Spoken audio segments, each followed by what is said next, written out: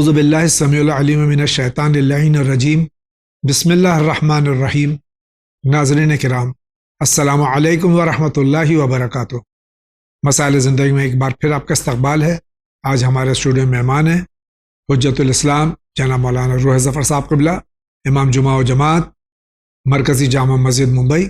ہم ان کا استقبال کرتے ہیں، لیکن اس سے قبل کہ آج کا یہ ایپیسوڈ شروع ہو، میں آپ تمام کی خدمت میں ہم سب کی جانب سے تمام علماء حق، علماء اعلام، مراجع تقلید، عالم اسلام، عالم انسانیت، اور خصوصاً اپنے زمانے کے امام حضرت ولی عصر اجل اللہ تعالیٰ فرجہ شریف کی خدمت میں شہادتین جناب سرکار ختم مرتبہ صلی اللہ علیہ وآلہ وسلم اور امام حسن مجتبیٰ علیہ الصلوۃ والسلام کی شہادت 28 صفر، اس کی تسلیت اور تعزیت میں آپ سب کی خدمت میں پیش کرتا ہوں۔ آغا کی خدمت میں بھی استقبال کرتے ہوئے میں آغا السلام علیکم ورحمۃ اللہ۔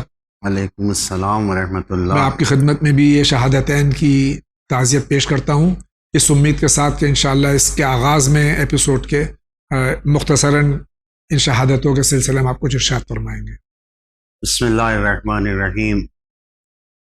بہت بڑی شہادتین کا دن ہے، دو شہادتیں ہیں، اور یقیناً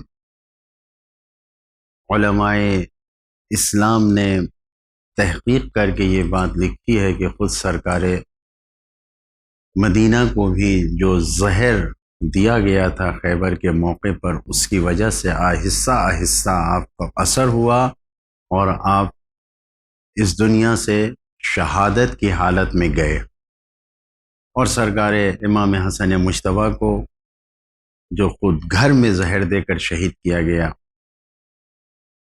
دو بڑی مصیبتیں عالم اسلام پر ہیں۔ اس کی تعزیت پیش کرتے ہیں، خاص کر کے اپنے زمانے کے امام کی خدمت میں تعزیت پیش کرتے ہیں، اور دعا کرتے ہیں کہ ہم سب کو حقیقی معنوں میں سرکار رسالت مآب اور ان کے نواسوں کے عزاداروں میں خداوند عالم شامل فرمائے۔ الہی آمین۔ بہت بہت شکریہ۔ اجازت پروگرام شروع کریں؟ بسم اللہ۔ آئیے دیکھتے ہیں سب سے پہلے سوال کہاں سے۔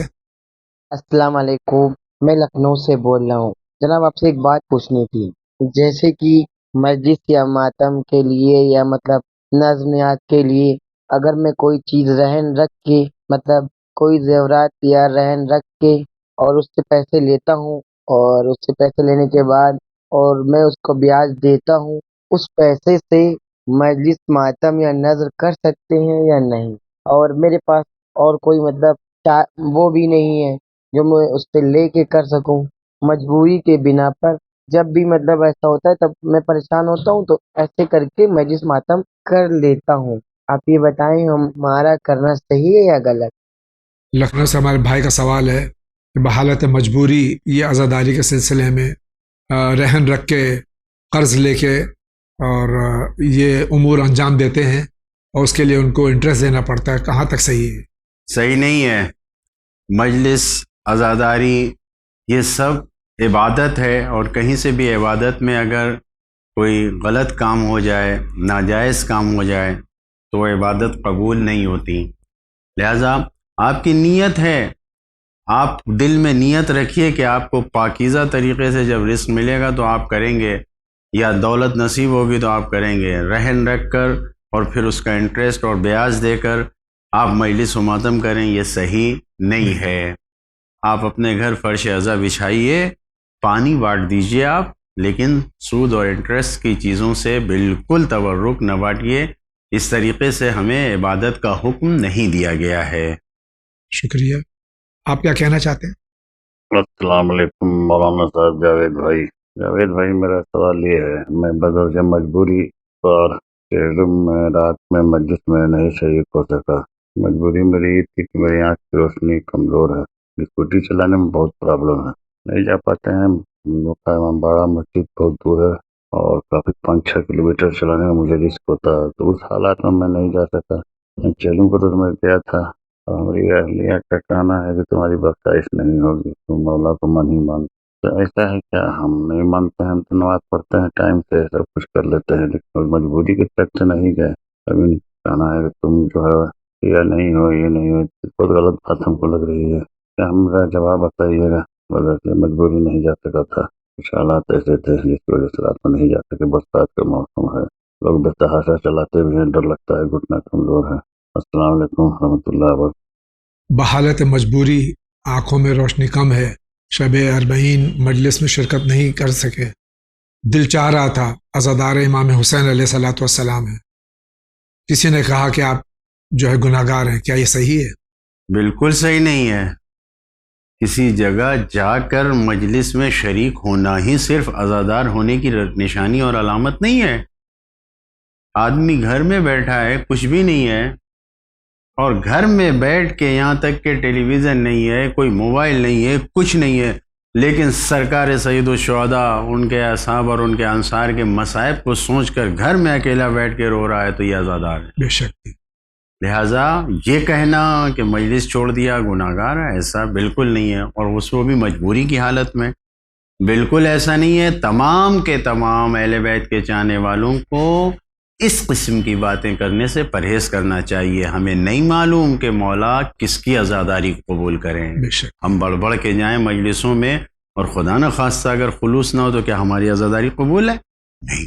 کسی کے بارے میں ہمیں یہ فیصلہ کرنا یا اعلان کرنا، یہ کہنا کہ آپ کی عزاداری قبول نہیں ہے، یہ بالکل غلط ہے. یہ ہمیں ہرگز نہیں کہنا چاہیے. شکریہ آغا. آگے بڑھتے ہیں. اعوذ باللہ من الشیطان الرجیم، بسم اللہ الرحمن الرحیم. السلام علیکم ورحمۃ اللہ وبرکاتہ. مولانا صاحب، میں آپ کو ایک میسج کرنا چاہ رہی ہوں، اور میں چاہتی ہوں اس پر آپ ضرور دھیان دیں. ہاتھ جوڑ کے گزارش ہے. دیکھیے، میں بامبے سے آئی ہوں، اور میں یہاں لکھنؤ میں جو حال میں نے کل دیکھا جلوس میں، اس کو روکا جانا بہت ضروری ہے. دیکھیے، ابھی تک تو خواتین سڑکوں پر نکلتی تھیں، جلوس کے ساتھ چلتی تھیں، لیکن اب جو کل میں نے نظارہ یہاں کا دیکھا ہے، بہت ہی قابل مذمت ہے کہ لڑکیوں کے گروپ ماتم کرتی ہوئی انجمنیں لڑکیوں کی چل رہی ہیں. اب یہ کہنے کو آیا کہ کربلا میں بھی تو سب ساتھ میں چلتے ہیں.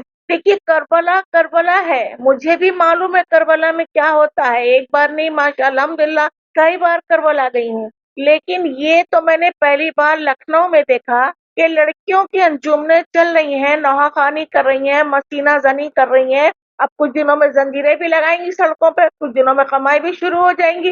اس کو مولانا روکنا بہت ضروری، نہیں تو یہ بہت زیادہ بڑھ جائے گا.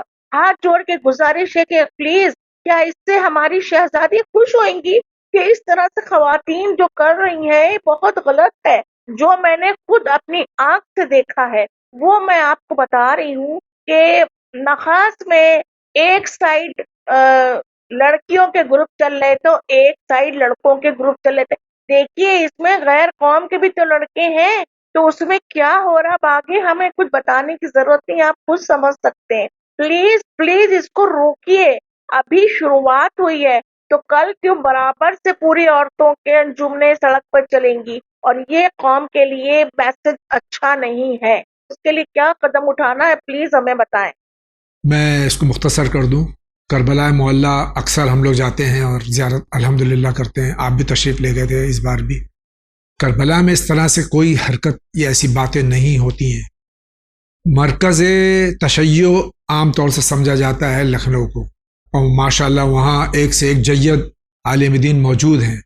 یہاں یہ جو شکایت آئی ہماری بہن کی، دل واقعی میں تڑپ گیا اور دل دکھ گیا ہے کہ لکھنؤ جیسی جگہ پر ایسی بات ہو رہی ہے کہ جہاں کوئی روکنے والا نہیں ہے. آپ کیا فرماتے ہیں اس سلسلے میں؟ جو کچھ انہوں نے فرمایا ہے، خود انہوں نے جیسا کہا کہ قابل مذمت ہے، بالکل صحیح نہیں ہے. اور نہ یہ کہ صرف علماء بلکہ تمام دیندار کی ذمہ داری ہے، ہر دیندار انسان کی، ہر دیندار فرد کی ذمہ داری ہے کہ جو چیزیں غلط ہیں اسے روکا جائے. عزاداری کا مقصد یہ نہیں ہے. کربلا ہے. کربلا میں اس سال 2,20,46,000 سے زیادہ جی جو باہر سے آئے ہیں، جن کی تعداد ہے. جی. تو اب اتنے لوگوں میں اگر آدھی خواتین نہیں ہیں تو کم سے کم 1/4 تو خواتین رہی ہوں گی. لیکن کوئی فساد نہیں ہے، سب اپنے اپنے احترام میں، کوئی بے پردگی نہیں ہے، کوئی دکھاوا نہیں ہے، کچھ بھی نہیں ہے. وہاں کے مسائل الگ ہیں، یہاں کے مسائل الگ ہیں. لہٰذا مقایسہ کرنا، کمپیئر کرنا کہ کربلا کا اور یہاں سے، یہ بالکل صحیح نہیں ہے. اور اس طریقے سے کھلے عام جلوس نکالنا اور اس طریقے سے ہماری خواتین کو آنا، یہ بالکل صحیح نہیں ہے. ہم خود روتے ہیں، گریہ کرتے ہیں کہ بازاروں میں شہزادیوں کو لے جایا گیا، اس پر ہم گریہ کرتے ہیں.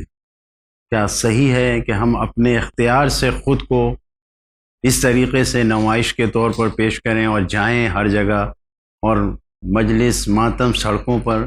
آج تک جو کام نہیں ہوا ہے اس کام سے ہمیں بچنا چاہیے، بالکل صحیح نہیں ہے. گھروں کے اندر، امام باڑوں میں جگہ جگہ انتظام رہتا ہے عورتوں کی مجلس کا، وہاں پر کرنا چاہیے، جلوس کی صورت میں نہیں. بعض وقت ایک آ جاتا ہے زیارت کے لیے، تو دور سے کھڑے ہو کے زیارت کر لینا علم کی، تابوت کی، وہ کسی حد تک جائز ہے. لیکن اس طریقے سے دستہ بنا کے ماتم کرتے ہوئے اور نوحہ پڑھتے ہوئے جانا، یہ صحیح نہیں ہے. شکریہ. اگلا سوال. ڈاکٹر صاحب السلام علیکم. ایک سوال یہ معلوم کرنا ہے، میں مصطفیٰ بول رہا ہوں امروہہ سے. ذاکر صاحب نے اجتماع محرم میں ممبر سے یہ کہہ دیا کہ جس وقت شمر جو تھا وہ امام حسین کی چھاتی پر بیٹھا شہید کرنے کے لیے، گلا کاٹنے کے لیے، اس وقت امام بہت پیاسے تھے، اپنی زبان چبا رہے تھے، ہونٹ چبا رہے تھے، اور انہوں نے شمر سے پانی مانگا. کہ مجھے یہ روایت پتہ نہیں اچھی نہیں لگی. اب آپ یہ بتائیے معلوم کر کر مولانا سے کیا ایسی کوئی روایت کہیں پائی جاتی ہے؟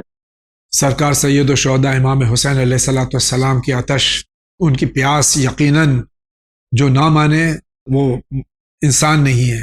لیکن ایسی روایتیں پڑھنا جو یہ فرما رہے، میں تو اپنی زبان سے کہوں گا بھی نہیں، کہاں تک صحیح آ گئی ہے؟ صحیح نہیں ہے اس طریقے سے ذکر کرنا اور اس طریقے سے شہادت کو بیان کرنا. اور یہ بھی صحیح ہے کہ سرکار سید الشہداء نے پانی مانگا ہے، لیکن کیا ملا؟ اس لیے نہیں مانگا کہ ان کو پیاس کا غلبہ تھا، بلکہ حجت تمام کرنے کے لیے مانگا ہے. جناب علی اصغر کو لے گئے، پانی مانگا ہے خود اس وقت بھی، تاکہ پتہ چل جائے کہ ظلم کی کس انتہا پر ظالم پہنچے ہوئے ہیں، کہ ایک قطرہ دینے کو بھی. تو اس لیے بعض روایت میں، لیکن ان کو بیان کرنا اور اس طریقے سے جیسے آپ نے بیان کیا، یہ صحیح نہیں ہے.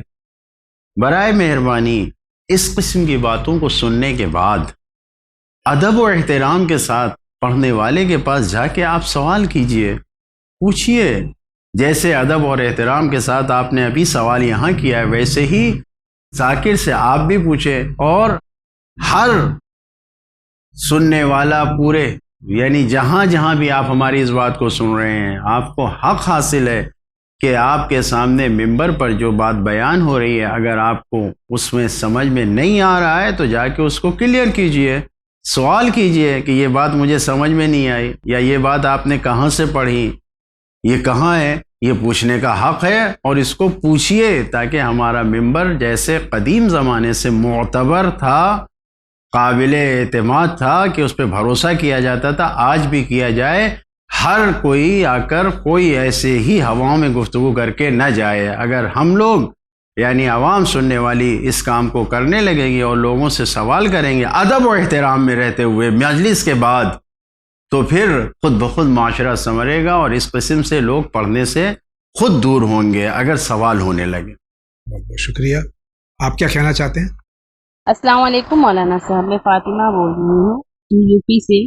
میرا سوال یہ ہے کہ جیسے کسی کا شوہر مر جاتا ہو تو کیا وہ عورت اپنے آپ کو زینت نہیں دے سکتی، مطلب سر سنوار نہیں سکتی؟ جیسے کہ لوگ کہتے ہیں کہ سفید کپڑے پہنو، لال پیلے کپڑے مت پہنو، اور پلس کیا ہے کہ ان جو ناک میں بولتے ہیں کہ سہاگ کی نشانی ہے، تو شوہر کے مرنے کے بعد ناک میں، کان میں، اور یہ چوڑی وغیرہ جو پہنتے ہیں، یہ سب نہیں پہننا چاہیے. کیا یہ صحیح ہے؟ کیا یہ سب کرنا صحیح ہے؟ کیونکہ ہماری بہن کے شوہر کا بھی انتقال ہو گیا، تو میں نہیں چاہتی ہوں کہ وہ ایسی زندگی گزارے، کیونکہ ان کے بچے بھی ہیں، اور وہ ایسی زندگی گزارے، سفید کپڑا پہنے اور مطلب اپنے آپ کو زینت نہ دیں. بالکل مجھے بالکل پسند نہیں آ رہا ہے. تو کیا یہ سب کرنا ضروری ہے؟ پلیز آپ ہمارے سوال کا جواب ضرور دیں. شکریہ. خدا حافظ. بسا اوقات ہمارے یہاں ہمارا جو کلچر ہے، مقامی کلچر، ملک کا کلچر، وہ شریعت پہ غالب آ جاتا ہے. جو شریعت میں علماء کرام سے سنتے آئے ہیں آج تک کہ بیوہ جو ہے اس کی عدت 4 مہینے 10 دن ہے، اس کے بعد میں اس کو حق دوسرا نکاح کرنے تک کا. تو یہ کہاں تک صحیح ہے کہ زندگی بھر جو ہے وہ سوگ کرتی رہے اپنے شوہر مرحوم شوہر کا؟ 2 کنڈیشن ہیں، ایک عدت کی کنڈیشن ہے اور ایک عدت کے بعد کی. عدت کے لیے یہ ہمیں حکم دیا گیا ہے کہ جس عورت کا شوہر کا انتقال ہو جائے، عدت کی حالت میں ہے، تو اس کو معاشرے اور سماج میں جو چیز زینت کہلاتی ہے اس سے پرہیز کیا جائے. اب ضروری نہیں ہے کہ ایک نارمل کپڑا اگر وہ پہنے ہوئے تو کہا جائے کہ یہ زینت نہیں کر رہی ہے، اس کے سفید ہی کپڑا پہنا جائے، ایسا نہیں ہے. لہٰذا ہر وہ کام جس سے خوشی سمجھی جائے، جس سے زینت سمجھا جائے، اس سے پرہیز کرنا ہے 4 مہینے 10 دن. یہ پہلا مرحلہ ہے عدت کا. عدت کے بعد پھر کوئی ایسا کام جس سے کہا جائے کہ زینت ہے یا نہیں ہے، یہ سب کام کرنے کی ضرورت نہیں ہے. عدت کے بعد 4 مہینے 10 دن گزرنے کے بعد تو دوسری شادی بھی کر سکتی ہے. تو اب اس میں کوئی رکاوٹ نہیں ہے. لہذا صرف عدت کے ایام میں یہ جو 4 مہینے 10 دن ہے، یہ کہا گیا ہے کہ زینت سے، یعنی جو خوشی یا انسان کے لیے یہ کہا جائے کہ اس نے شوہر کا غم بھلا دیا، اس سے پرہیز کرنا چاہیے بس. اور خیال رکھیں خدا نخواستہ اگر کہیں پہ طلاق ہو جاتا ہے تو جو 3 مہینے عدت کے طلاق ہوتے ہیں، طلاق کی عدت ہوتی ہے، اس میں کچھ بھی پرہیز کرنے کی ضرورت نہیں ہے سوائے شادی کے. لہذا ضرورت کے ہر وہ کام عورت کر سکتی ہے، چاہے وہ شوہر کے مرنے کے بعد کا ہو یا طلاق کا، جو اس کی ضرورت کا ہے. زندگی کو چلانے کے لیے اگر اسے گھر سے باہر بھی جانا پڑے جائے اور کوئی اس کا کام کرنے والا نہیں ہے، اگر کوئی اس کا سہارا نہیں ہے اور خود اسے کام کرنا ہے، تو وہ گھر سے باہر بھی جا سکتی ہے. شکریہ. جی آپ کا سوال کیا فرمائیے؟ السلام علیکم مولانا صاحب، میرا نام زہیر ہے، میں پونے سے بول رہا ہوں. میرا ایک دوست تھا، تو میں نے اس کو بولا کہ ہماری عید زہرا آنے والی ہے. تو اس نے پوچھا کہ امی سے کہ یہ کون سی عید ہے؟ بولا مجھ کو اس کا جواب پتہ نہیں تھا کہ عید زہرا. میرے کو تو پتا تھا خوشی مناتا ہے اس میں، لیکن اس کا جو جواب رہتا ہے وہ مجھے نہیں پتا تھا. تو میں آپ سے مطلب جواب لینا چاہتا ہوں. آنسر پلیز میرے کو آنسر کریے. 9 ربیع الاول کو ہم سوگ بڑھاتے ہیں اور قاتل امام حسین علیہ الصلوۃ والسلام عمر ابن سعد ابن ابی وقاص واصل جہنم ہوا تھا، اس کی خوشی مناتے ہیں. اور یوم امامت بھی ہے امام زمان اجل اللہ تعالیٰ فرج شریف کا. اس سلسلے میں اور وضاحت چاہتے ہیں بھائی. یہ جو عید کہا جاتا ہے عید زہرا، یہ دراصل جناب ثانیہ زہرا کے بارے میں ہے کہ شہزادی نے اس دن خوشی منائی، تو اہل بیت اطہار اس دن خوش ہوئے. لہٰذا ایسا ہوتا ہے کہ 8 ربیع الاول آخری دن ہوتا ہے، 9 ربیع الاول کو آغاز امامت امام زمان جل اللہ تعالیٰ فرج و شریف ہے، اور اہل بیت اطہار نے خوشی منائی. لہٰذا اس کو عید کا دن کہا جاتا ہے اور عید زہرا کہا جاتا ہے، اس کو مشہور ہے. تو یہ خوشی ہے اہل بیت اطہار کے چاہنے والوں کے لیے، اور عظیم خوشی ہے، بڑی خوشی ہے اہل بیت کے چاہنے والوں کے لیے. تو اس کو عید اسی لیے کہا گیا ہے، ورنہ کوئی اس میں کسی اور عید سے کوئی ٹکراؤ نہیں ہے، کوئی ایسا نہیں ہے. اسلامی عید ہے اور اہل بیت کے گھرانے کی عید. بہت بہت شکریہ. اگلا سوال.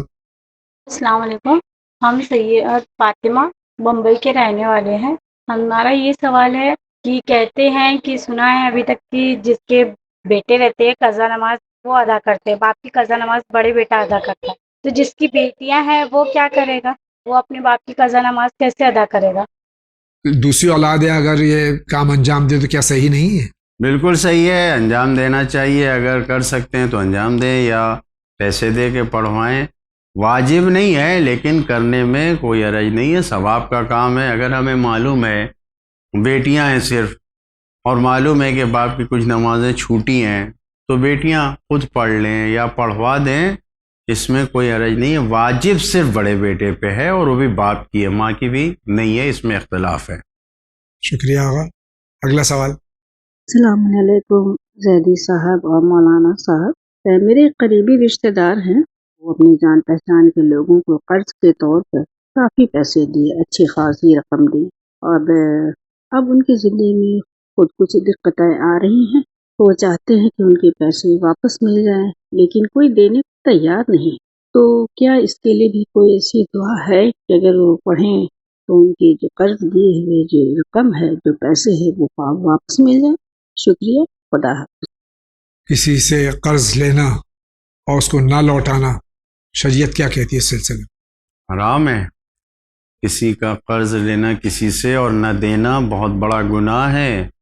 انسان نمازی ہو، روزے دار ہو، سارے نیک کام انجام دے رہا ہو، لیکن اگر کسی کا قرض ادا نہیں دیا تو سارے عمل برباد ہو جائیں گے، جتنی عبادتیں ہیں سب برباد ہو جائیں گے، جتنے بھی کار خیر کیا انسان نے، مجلسوں میں شرکت کیا، عبادتیں کیا، نماز، روزے، حج، زکوٰۃ، سب برباد ہو جائیں گے اگر کسی کا قرض لے کے۔ لہٰذا ہم یہی کہیں گے، شاید لوگوں نے جن کی ان کی آواز سنا ہو اور نہیں بھی سنا ہو، تو اگر کسی نے کسی سے قرض لیا ہے تو کم سے کم اگر ادا نہیں کر سکتا تو جا کے اس سے معاف کروائے، اس سے کہے کہ بھائی معاف کر دو، اور اگر معاف نہیں کروا رہا ہے اور ادا نہیں کر رہا ہے تو بخشش نہیں ہوگی انسان کی۔ لہٰذا جن لوگوں نے بھی ان کا قرض لیا ہے ان کو چاہیے کہ جا کے ان کا قرض، اور وہ بھی ایسی صورت میں کہ جب وہ خود صاحب حیثیت تھے تو لوگوں کو قرض دیا اور مدد کیا، اور اب انہیں ضرورت ہے نہیں دیا جا رہا ہے۔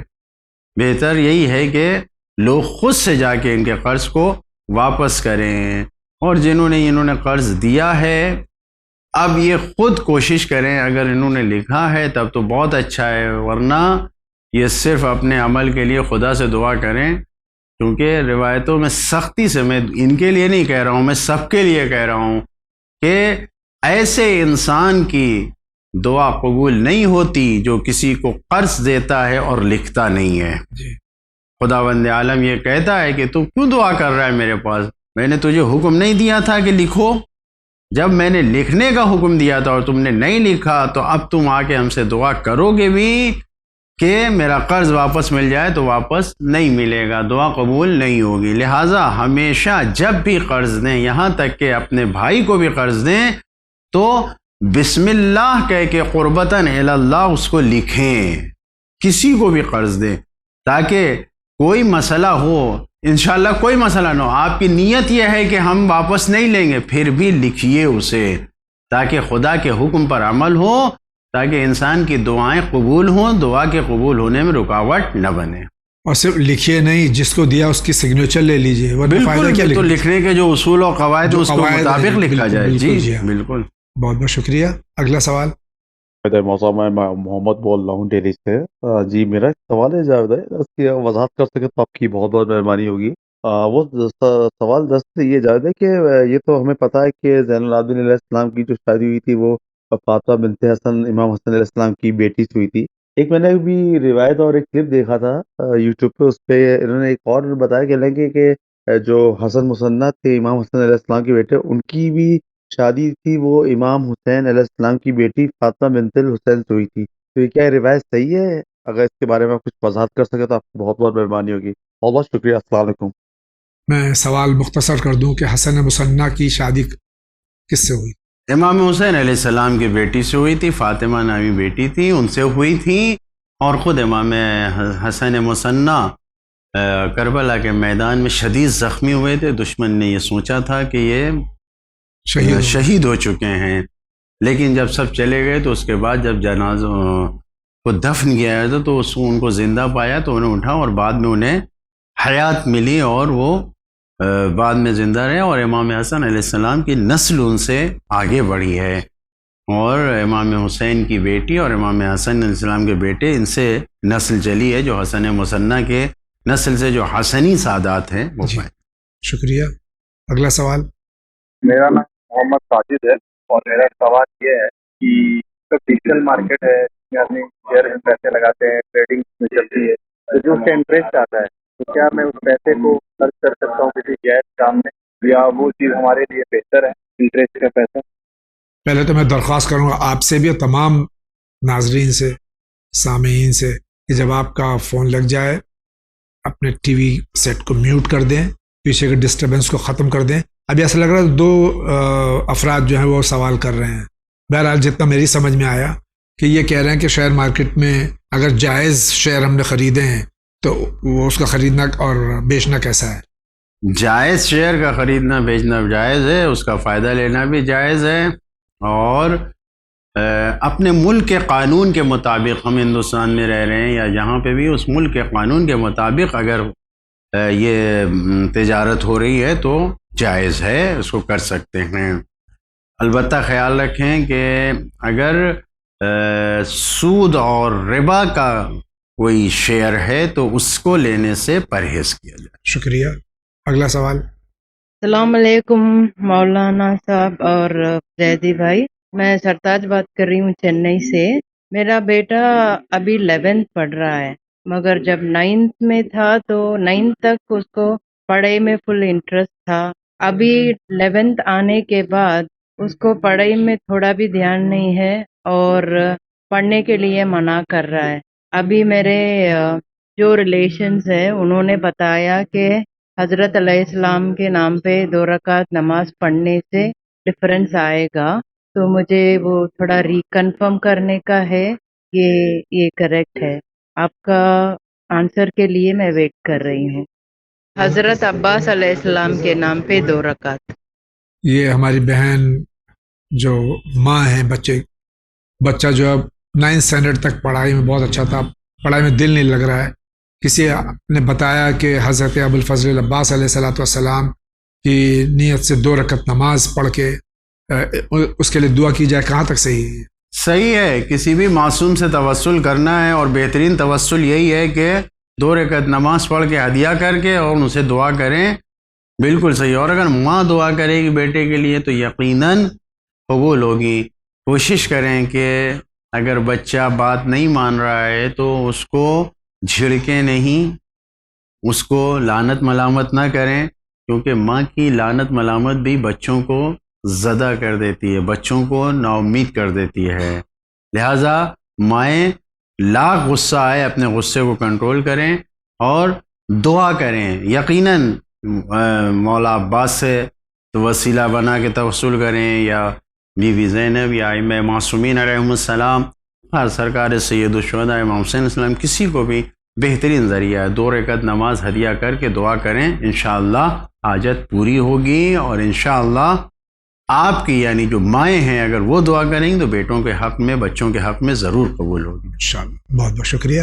اگلا سوال. السلام علیکم ورحمۃ اللہ وبرکاتہ. جاوید صاحب اور مولانا صاحب، السلام علیکم.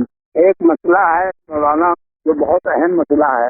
مسئلہ نمبر ہے 828، جس کا مان ہے کہ وہ رقم جس کا خمس ادا نہ کیا گیا ہو، اگر اس رقم کے لباس بنوایا جاتا ہے اور وہ لباس پہن کے نماز پڑھا جاتا ہے تو وہ لباس غسیلی لباس کا حکم رکھتا ہے.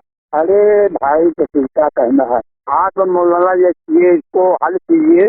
تو وہ یہ کہ غسیلی لباس وہ قرار دیا گیا ہے، تو اس کا مطلب یہ ہوا اسی پیسے پورا پیسہ ہمارا غسیلی ہو گیا ہے، تو کیا اس پیسے سے اگر گاڑی میں لگایا جا سکتا ہے، اس پیسے کو حج کیا جا سکتا ہے، اس پیسے سے زیارت ہو سکتی ہے، اس پیسے سے جو ہے صدقہ دیا جا سکتا ہے، اس پیسے سے قربانی کی وغیرہ وغیرہ کے بات جو ہے. میرا لمبا ہو جائے گا سوال، مگر یہ ہے کہ کبھی بھی کوئی بھی ذاتی، کوئی بھی عالم دین یا آپ کا چینل اس پر کبھی غور کر کے تفصیل کے ساتھ نہیں بیان کیا.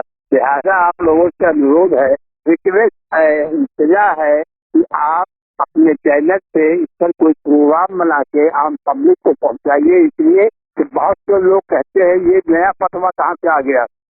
الحمدللہ مسائل زندگی کا یہ 860واں 860 ایپیسوڈ مکمل ہونا چاہ رہا ہے آج، اور ہونے جا رہا ہے، اور بارہا یہاں سے خمس کا مسئلہ بیان کیا جا چکا ہے کہ انسان اگر اس نے دانستہ طور سے خمس ادا نہیں کیا تو اس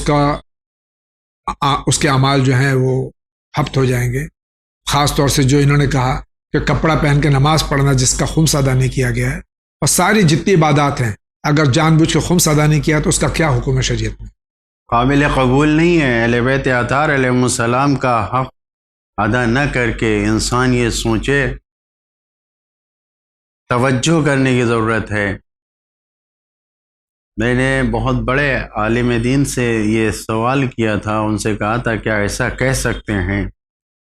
تو انہوں نے، لبنانی عالم تھے، انہوں نے یہ جواب دیا تھا کہ کہا جا سکتا ہے کہ جو لوگ شہزادی کا حق غصب کرنے والے، فدق غصب کرنے والوں پر لعنت بھیجتے ہیں، اگر وہ خود خمس ادا نہ کریں تو کیا ان دونوں میں کوئی فرق ہوگا؟ تو انہوں نے کہا کہ کوئی فرق نہیں ہوگا۔ انہوں نے کلم کلا اس وقت حق غصب کیا، ہم آج غصب کر رہے ہیں، لہٰذا خمس اگر ادا نہیں کیا، جو آج کل دشمن کے منفی پروپیگنڈے ہیں اور یہ کہا جا رہا ہے اور جوانوں کو بہکایا جا رہا ہے کہ یہ صحیح نہیں ہے اور یہ سب مرجع تقلید لوگوں کا ڈھونگ ہے، ایسا کچھ نہیں ہے، یہ حق اہل بیت ہے، اگر اسے ادا نہیں کیا تو ہمارے اعمال قابل قبول نہیں ہوں گے۔ کوئی عمل، اب ہم اس عمل پیسے کو جو بغیر خمس کا ہے، اگر ہم نیک کام میں، مجلس میں، نماز میں، عبادت میں، جہاں بھی خرچ کریں کوئی فائدہ نہیں ہوگا۔ شکریہ آغا۔ آپ کا کیا سوال ہے، فرمائیے۔ میں محمد اجمل پٹنہ بہار سے، میرا سوال یہ ہے کہ عشاء کی نماز میں وتر کے بعد کیا نفل پڑھنا واجب ہے یا بہت ضروری ہے یا اسے چھوڑ سکتے ہیں؟ مسلک اہل بیت علیہ الصلوۃ والسلام میں جو 4 رکعت فرض ہم عشاء کی پڑھتے ہیں، اس کے بعد میں بیٹھ کے 2 رکعت ہم نماز نفل پڑھتے ہیں۔ وطر تو ہمارے یہاں نماز شب میں ہے، وطر جس کو کہتے ہیں۔ یہ بھائی کا سوال ہے، اس کا کیا جواب ہے؟ غالباً فقہاء اہل سنت کے یہاں کچھ مسئلہ الگ ہوگا، لیکن اہل بیت اطہار علیہ السلام کے یہاں مسئلہ ایسا ہی ہے۔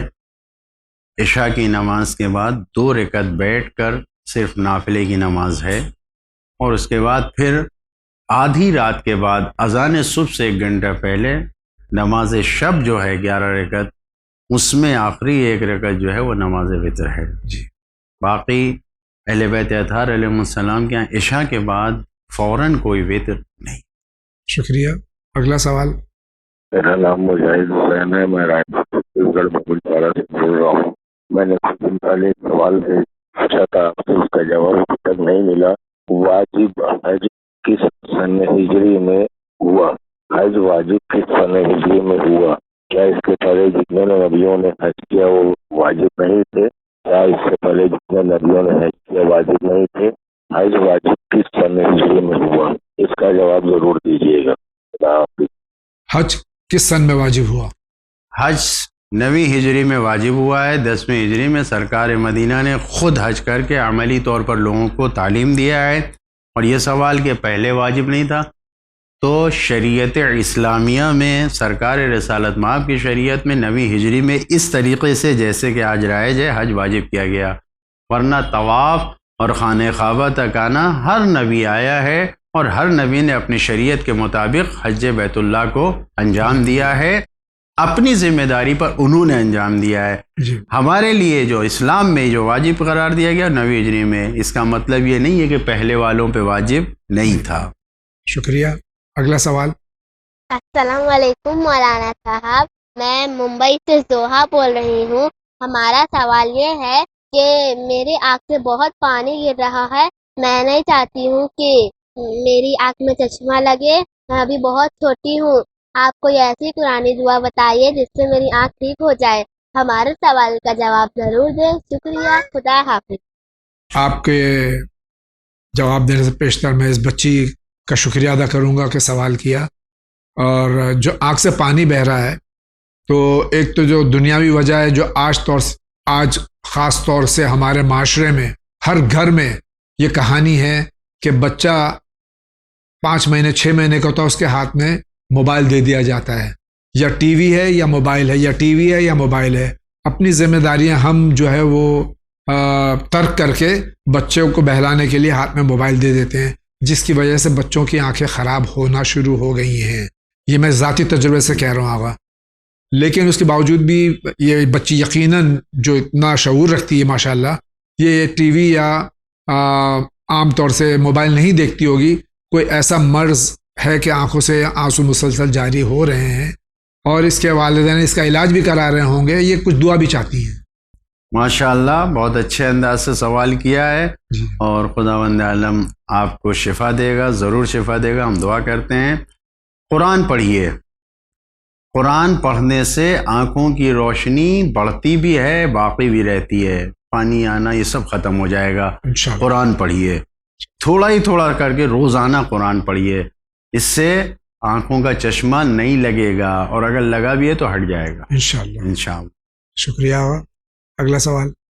السلام علیکم مولانا صاحب اور جناب جاوید صاحب، میرا نام علی ہے، اور جناب میرا سوال یہ ہے کہ 12th میں نے 1 سال پہلے پاس کی تھی، اور 1 سال سے میں پڑھ نہیں پا رہا ہوں فیس کی وجہ سے۔ مولانا صاحب میرا سوالات یہ ہے کہ وین چینل پر کوئی اسکالرشپ کا پروگرام ہو تو پلیز بتائے۔ السلام علیکم، خدا حافظ۔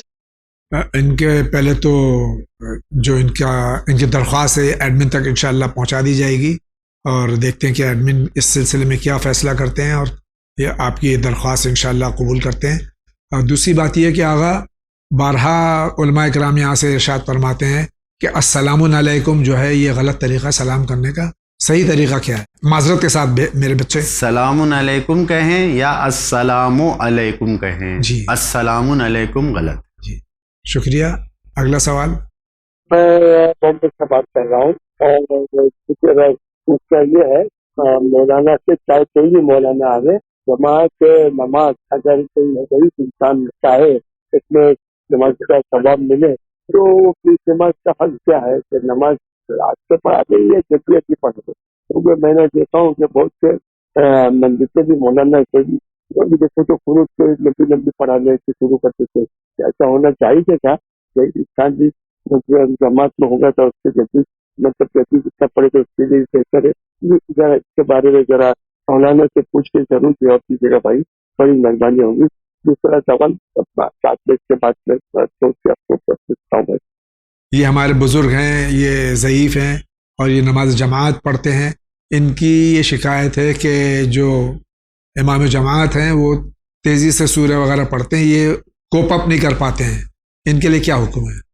نماز کے لیے حکم یہی ہے، خود اماموں نے، مولا علی نے یہ حکم دیا ہے کہ تیز نماز پڑھاؤ تاکہ جو بزرگ ہیں ان کو تکلیف نہ ہو۔ جی اگر آہستہ پڑھانے لگیں گے امام جماعت تو ایک آپ کی وجہ سے دوسروں کو شاید مشکل پیش آئے، تو آپ جتنا پڑھ سکتے ہیں ساتھ ساتھ پڑھیے، اور اگر واقعاً مشکل ہو رہی ہے تو آپ شروع کیجئے، باقی آپ آہستہ آہستہ پڑھ لے جائیے، کوئی مشکل نہیں ہے، لیکن سب کی نماز کو آہستہ کرنا یہ شاید امام کے لیے ممکن نہ ہو۔ شکریہ۔ اگلا سوال۔ السلام علیکم مولانا صاحب، جاوید بھائی، میرا سوال یہ ہے، میں احمدآباد سے ذاکر حسین بول رہا ہوں کہ میں ٹیبل کرسی پہ نماز پڑھتا ہوں اور کھڑے نہیں ہو سکتا، رکوع بھی میں مطلب کرسی بیٹھ کے دیتا ہوں، اور نماز جو ہے میں تیز آواز پڑھتا ہوں، تو میری نماز یہ صحیح ہے کہ میرا سوال جمع کرنا اور شکریہ اس کا۔ آج کل صرف ضعیف العمر افراد نہیں بلکہ جوانوں کو بھی کمر کا مرض جو ہے لاحق ہے، اور اکثر دیکھا گیا ہے کہ وہ بیٹھ کے نماز پڑھتے بحالت مجبوری، یقیناً کوئی جان بوجھ کے بیٹھ کے نماز نہیں پڑھتا ہے، تو جس طرح سے یہ نماز پڑھتے ہیں کیا صحیح ہے؟ صحیح ہے نماز، دیکھیے جتنا انسان کو چاہیے کہ مکمل نماز صحیح جو ہے پوری ادا کرے، اب اس نماز کی صحیح ادائیگی میں انسان کی بیماری رکاوٹ بن رہی ہے، تو جس حد تک آپ پوری ادا کر سکتے ہیں کیجئے، باقی آپ بیٹھ کے یا جس طریقے سے ٹیبل کرسی پہ ادا کر رہے ہیں، کیونکہ آپ اٹھ کے بیٹھ کے رکوع میں سجدے میں نہیں جا سکتے، تو جتنا آپ ادا کر سکتے ہیں آپ کی نماز ادا ہو جائے گی، قبول ہو جائے گی، صحیح آپ کی۔ بہت بہت شکریہ۔ آگے بڑھتے ہیں۔ السلام علیکم، میرا نام سید ریاض حسین جعفری، میں ناگپور شہر سے بول رہا ہوں۔ علی جاوید زیدی صاحب اور حجت اسلام کی خدمت میں بہت بہت سلام۔ چند سوالات ہیں حقیر کی معلومات کے لیے کہ مسجد نبوی کی تعمیر کس سن میں ہوئی، ہجری یا عیسوی؟ اس مسجد کی زمین کس نے خریدی، ان کا کیا نام تھا؟ سوال نمبر 2، اصحاب صفہ یہ کون لوگ تھے؟ سوال نمبر 3، اذان و اقامت کس ہجری میں مقرر کی گئی؟ سوال نمبر 4، سب سے پہلے مسجد نبوی میں اذان کس مؤذن نے دی، ان کا کیا نام تھا؟ جواب عنایت فرمائے، شکریہ، خدا۔ ہمارے بھائی ناگپور سے جعفری صاحب ہیں، اتنے سوالات ہیں ان کے ماشاءاللہ 4 یا 5 آپ نے سنی لیا، جواب دے دیا. مسجد نبوی یہ پہلی ہجری میں ہی سرکار رسالت مآب نے تعمیر کروائی ہے، اور وہ زمین کے بارے میں جو ہے وہ قبیلہ بنی نجار کی تھی، خود سرکار رسالت مآب نے خریدا ہے اسے. جی ہاں. یہاں تک کہ ایک زمین بغل میں تھی تھوڑی سی، اسد ابن زرارہ جی اس یتیموں کی تھی، جی تو ان 2 بچوں کی ذمہ دار وہ تھے، تو انہوں نے کہا یا رسول اللہ ان یتیموں کی ہے، تو اللہ کے رسول نے کہا کہ اس کی قیمت کرو اور جو حق ہے اسے دو. یتیم کا حق خود سرکار نے دلوایا ہے، بڑھا کے دیا ہے، جی. اور زمین خریدی گئی ہے کہ اس وقت مسجد تعمیر ہوئی ہے. اصحاب صفہ وہ افراد تھے کہ جو سرکار رسالت مآب کے ساتھ مدینے میں آئے تھے اور ان کے لیے کوئی جگہ نہیں تھی، اور صفہ کہتے ہیں چبوترے کو. مسجد کے باہر آج بھی وہ صفہ موجود ہے جو مستجاب الدعوہ یعنی دعا وہاں پر قبول ہوتی ہے. اذان کے بارے میں یہ ہے کہ جس وقت قبلہ تبدیل ہونے کی حکم آئی ہے اور خانہ کعبہ کی طرف رخ کو موڑا گیا، تو اسی وقت اذان، اور تاریخ اس میں موجود ہے، طرح طرح کی باتیں روایتیں کہی گئی ہیں، لیکن خود سرکار رسالت مآب نے جو تعلیم کیا ہے وہ اذان جو موجودہ ہے، اور ائمہ معصومین علیہ السلام کی تعلیم کردہ اذان. اور سب سے پہلے جناب بلال نے اذان دیا ہے کہ جو نبی کے مؤذن تھے. تو یہ تاریخی چیزیں ہیں. بہرحال ریاض صاحب. ناظرین اکرام، اسی کے ساتھ جا رہے ہیں بہت ہی مختصر سے بریک پہ. آپ کہیں نہیں جائیے، ابھی حاضر ہوتے ہیں.